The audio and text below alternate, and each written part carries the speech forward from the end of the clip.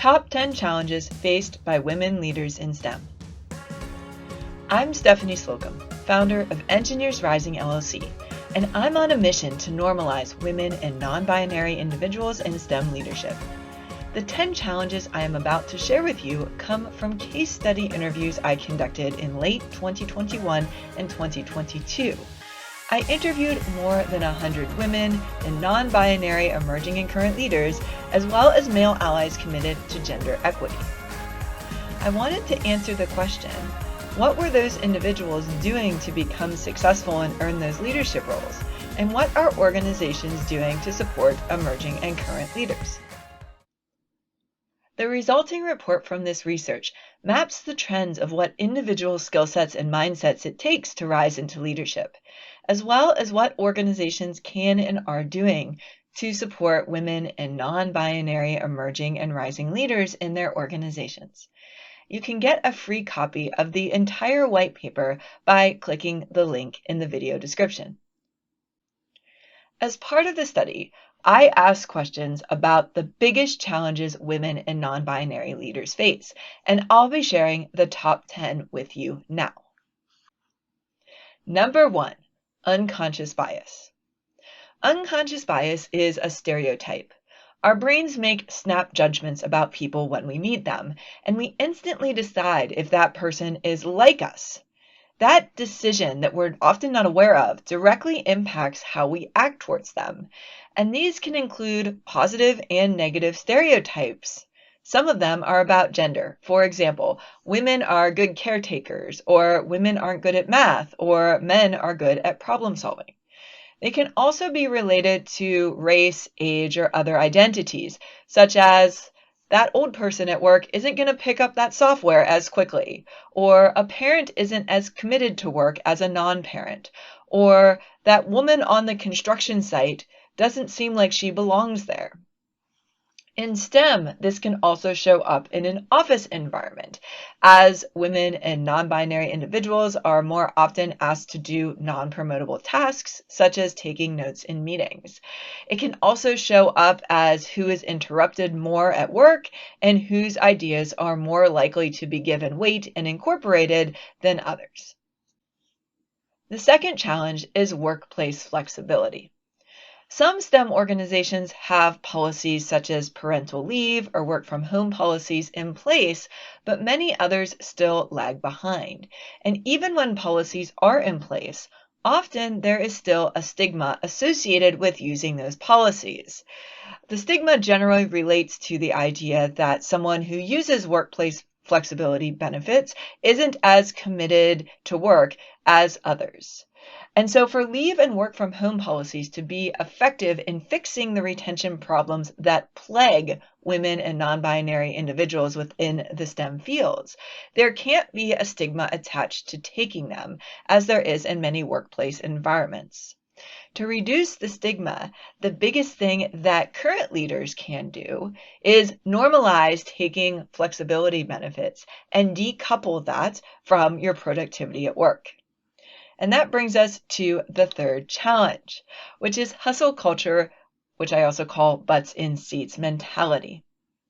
Performance-based work cultures are on the rise. However, many organizations still struggle to measure productivity on something beyond either hours worked or how visible a person is.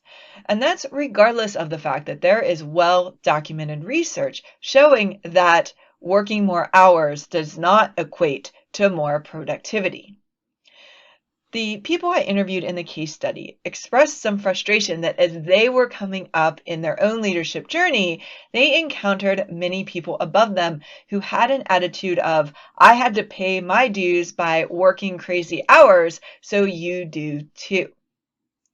If we want to fix the retention problems around women and non-binary individuals in STEM, we have to shift our mindset away from hustle culture butts in seats to a more performance-based, outcome-based metrics for our productivity at work. The fourth challenge is that in many organizations, promotion paths are a mystery. What that means is that people don't know what they need to do to get promoted. As I shared with how our brains work when it comes to bias, in the absence of written objective criteria for promotions, those making promotion decisions tend to favor people like them or people that reminded themselves of them when they were younger for those promotions. This is a human condition.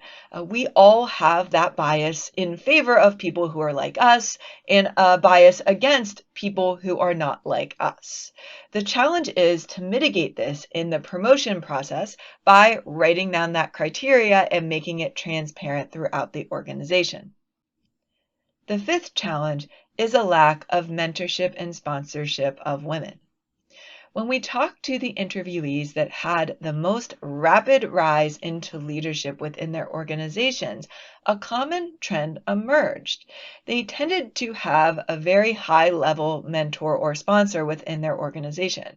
Now, interestingly, only about 18% of the people we interviewed had had direct interaction with a high-ranking woman in leadership other than themselves anywhere they worked.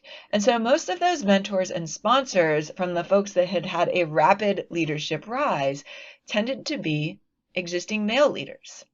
This is a really important point, particularly for allies within organizations.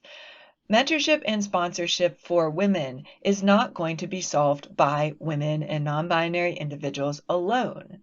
High-ranking leaders within an organization of all genders have to step up and do their part if we want to fix this. The sixth challenge is institutional racism and sexism. I'm not going to describe what that is. You can Google it and find out a whole lot of information. But the important point here is that we talked earlier about unconscious bias, which is often unintentional and based on stereotypes. I often find when someone is acting in an unconscious biased way, they are either completely oblivious to what their behavior is doing to others and how it is perceived, or they have someone's best interests at heart and they are trying to do the right thing, but it's not turning out that way. When we look at institutional racism and sexism, on the other hand, often that can be associated with discriminatory or harassing behaviors. Unfortunately, in some work cultures, this is still ingrained in STEM organizations, and it has to stop. The seventh challenge is the gender pay gap. The gender pay gap is well documented in other research outside the scope of this study. But what was interesting that we found with our case study interviewees regarding this particular issue is the number of women and non-binary individuals who had gotten to a leadership role and realized they were underpaid only when they themselves became responsible for hiring employees and payroll.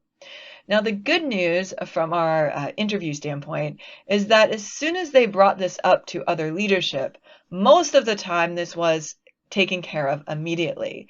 But it also underscores the fact that the gender pay gap, even in the technical fields, is real, even if you have not personally experienced it yourself. The eighth challenge is that women aren't speaking up or they aren't confident. Now, before some of you listening to this jump all over me and saying, oh, well, that is a biased statement right there, you may be exactly right. These top 10 challenges are coming from the interviewees themselves. So coming out of their stories, the questions we asked them in their own words what were the challenges that they faced. And this one was particularly prevalent around the senior women leaders who were managing younger women.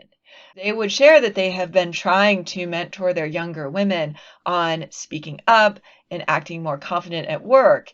And some of them have made the observation that when they're managing two younger people at similar experience levels, they've noticed that even though they know neither of those two people actually know what they're doing, particularly in the first year or so of their jobs, when the men speak up, they sound like they know what they're doing. They sound confident. And the senior leader's advice to the younger women is that will hold you back if you can't find a way to present yourself confidently. Is that a bias? Yes. Is that fair? No. But is that the reality in many of the STEM cultures today? Absolutely. based on our case study research and the interviewees' stories. The 9th challenge is poor communication. Many of our interviewees noted that they had communication superpowers that, when combined with their technical skills, was an essential component for their rise into a leadership role. At the same time, they noted that in some of the organizations they have worked in, they saw an epidemic of technical professionals who struggled to communicate effectively. Examples interviewees shared about how ineffective communication held them back included everything from communication style clashes between themselves and someone who was managing them, lack of clear direction on tasks, no constructive feedback, clashes on teams where everyone was sending finger-pointing emails, and lack of communication from an organizational standpoint when it came to promotions or policies around workplace flexibility or professional development. And finally, the 10th challenge of the top 10 was a general lack of support, both for working women in general, which does tie back to workplace flexibility, but then also professional development support within their organization. I had a number of interviewees share that they had changed roles and changed organizations, having worked in places that simply did not support the growth opportunities, the growth paths that they wanted. That wraps up the top 10 challenges as mapped from my case study interviews. Let me know in the comments which one of these is your biggest challenge.